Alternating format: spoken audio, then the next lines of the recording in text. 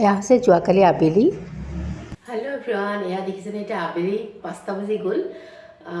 মানে কি হৈছে, মুখখন ফুলি আছে, মন কৰিছেনে? দুপৰীয়া খোৱা নাই, কিন্তু টোপনি ধৰি থাকে, কিন্তু খুব মুখখন ফুলিছে। কিয় ক'ব নোৱাৰোঁ, চৰ্দি লাগিলে এনেকৈ মুখ ফুলে নেকি বাৰু। কিন্তু ৰাতিপুৱা দেৰিলৈকে শুইছোঁ, ৰাতিপুৱা আৰু বেছি ফুলি আছিলে, এতিয়া অলপ কমি গৈছে। এলাৰ্জি দৰৱ খোৱাৰ কাৰণেও হ'ব পাৰে, সেইটোৱে ভাবিছোঁ। গাটো অকণমান মানে কি লাগে, টোপনি ধৰি থাকে। আৰু ভাবিছোঁ কিবা এটা বনাওঁ, খাওঁ, মানে মাকো চাহৰ লগত দিওঁ, আমিও খাওঁ। ব'লক আপোনালোকৰ লগত ৰেচিপিটো শ্বেয়াৰ কৰোঁ। সকলোৱে জানে, তথাপিতো কিবা এটা বনালে আপোনালোক লগত থাকিলে ভাল লাগে যে, সেইকাৰণে ব'লক। আৰু মই এনেকুৱা 2টা কল বাকলি গুচাই লৈছোঁ। সেই অকণমান যে হেৰি হয়, এনেকৈ নাখায়, সেইকাৰণে 2টা কাটি লওঁ।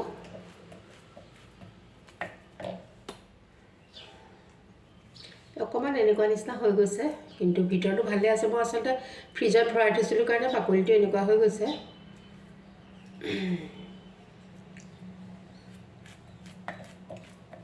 আৰু মই ইয়াত আশীৰ্বাদ আটাটোৱে দিছোঁ, পূৰা 1 কাপ নহয়, অকণমান কম।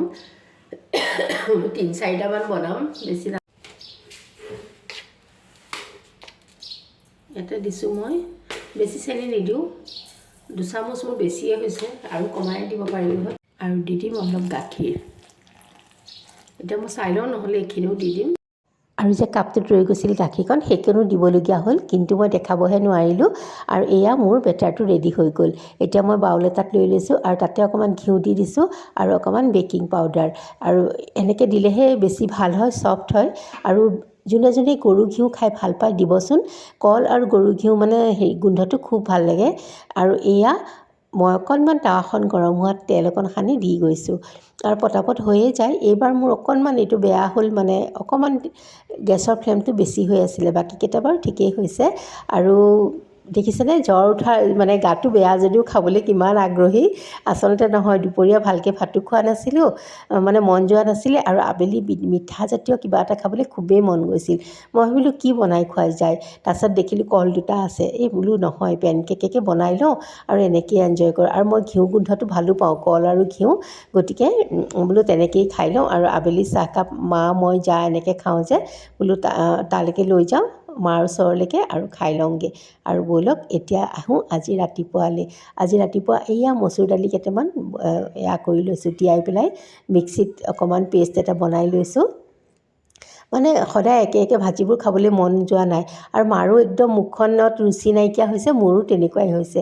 আৰু প্ৰথমতে বোলো এওঁক অফিচলৈ পঠিয়াই লওঁ, বৰ কেইটামান ভাজি, আৰু দুপৰীয়া কিবাকিবি কৰিম বাৰু, কি কৰোঁ দেখাই থাকিম। আৰু বৰ বেছি মনো যোৱা নাই আজি কৰিবলৈ, অকণমান ফাংফুঙেই কৰিম বুলি মনতে ভাবি থৈছোঁ, তথাপিতো। আৰু এয়া এওঁৰ ভাতকেইটা ৰেডি কৰি লৈছোঁ। তাৰপাছতে ব'লক এওঁক দি লওঁ, পঠিয়াই লওঁ, তাৰপাছত দেখা যাব দুপৰীয়া বাৰু কি কৰোঁ। এয়া দৈ, দালি, ভাজি এনেকৈ দিছোঁ, আৰু বৰকেইটাও হৈ গ'ল। সেয়া এওঁৰ একো আপত্তি নাই, অফিচ যোৱাৰ সময়ত এনেকৈয়ে খাই গুচি যায়। তাৰপিছত এওঁ ৰেডি হৈছিলেই, আৰু এওঁক বহাই লৈ ব'লক আজি কিনো কৰোঁ দেখাই আছোঁ। Hello' everyone, welcome back to my another blog. আজি হৈছে মঙলবাৰ, আৰু জানেই নিৰামিষ খাম, গতিকে দালি ভাজি এইবিলাক হৈয়ে আছে। কিন্তু মাৰো বিশেষকৈ, মোৰো গাটো বেয়া, মাতটো শুনি চাগে গম পাইছে। কাম কৰিবলৈ যে একেবাৰে মন নাযায় দেই, মানে এনেকুৱা লাগিছে যেন মানে ফাংফুং কৰি থৈ দিওঁ আৰু কামবিলাক নকৰোঁ, এনেকুৱা লাগি আছে। আৰু লৈছোঁ কেইটামান বৰ বনাবলৈ, কেইটামান ভাজি থৈ দিম, আৰু এওঁক ভাজি পেলাই খুৱাই পঠিয়াইছোঁ। এইকেইটা মই ভাজি লৈছোঁ বৰ, এতিয়া অকণমান টেঙা বনাই দিওঁ। মায়ে তেনেকুৱা কিবা অকণমান মানে পাতলকৈ কিবা অকণ হ'লে খাই ভাল পায়। দালিটো মানে মুখতে দিবলৈ মন নকৰে। এয়া অকণমান কোমোৰা লৈছোঁ, আৰু ধৰক এতিয়া বনাই আছোঁ। মই দেখিছিলোঁ মোৰ কথা ক'বলৈ কিবা মানে উৎসাহটোৱে নোহোৱা হৈ গৈছেগৈ, যেনেকৈ ফাংফুং কৰি যেন গৈ বিচনাখনত কৰিমটো এনেকুৱা লাগে। তেন্তে ব'লক এতিয়া আমি কেনেকৈনো সকলোৱে জানে, আৰু তথাপিতো মই বনায়েই থাকোঁ, বনামেই যেতিয়া অকণমান দেখাই দিওঁ। একেবাৰে চিম্পুল ধৰণে বনাম, কাৰণ জৰীয়া মানুহে খোৱাৰ কথা। এনেকৈ অকণমান সৰিয়হ ফুটাই দিওঁ, ভাল লাগে সৰিয়হটো ফুটাই।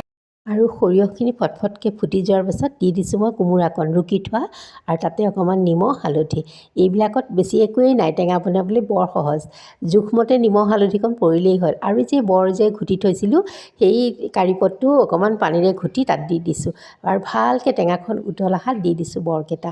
2টা নেমু পাতো দিছোঁ, খুব যে গোন্ধাই নেমু, সেই নেমুৰ পাত দি থৈছিলোঁ। আৰু তাৰপাছত হোৱাৰ পাছত নেমু অকণ চেপি এয়া মই কাঢ়ি থৈ দিলোঁ আৰু আমাৰ বৰ হৈ গ'ল। আৰু কেইটামান জলকীয়াও পেলাই থৈছোঁ, যোনে খাই সি মোহাৰি ল'ব। মোৰ হ'লে টেঙাত জলকীয়া বিৰাটেই ভাল। আৰু ৰন্ধা বঢ়া হোৱাৰ পাছত ভাবিলোঁ একে হাতেৰে এইখিনি চাফ চিকুণ কৰি থৈ যাওঁ, নহ'লে যদি এতিয়া গৈ মই বিছনাত পৰি দিওঁ বা অকণমান ৰেষ্ট লওঁ, বহি থাকোঁ, তেনেহ'লে মোৰ আকৌ ইয়ালৈ আহিবলৈ মনেই নাযাব। সেইকাৰণে একেবাৰে এইখিনি কিটচেনটো ধুনীয়াকৈ চফা তফা কৰি ল'লোঁ। আপোনালোকৰ তেনেকুৱা হয়নে নহয় বাৰু? মই একে হাতে কৰি পেলাই একদম আজৰি হৈ আহিবলৈ বেছি ভাল পাওঁ। অকণমান থৈ অকণমান বহি এনেকৈ মানে ভালেই নালাগে, কিবা মানে পিছত সোমাই যাবলৈকে কিবা কিটচেনটো মোৰ ভাল নালাগা হৈ যায়, মানে খং উঠি যায় লেতেৰা পেতেৰা হৈ দেখিলে।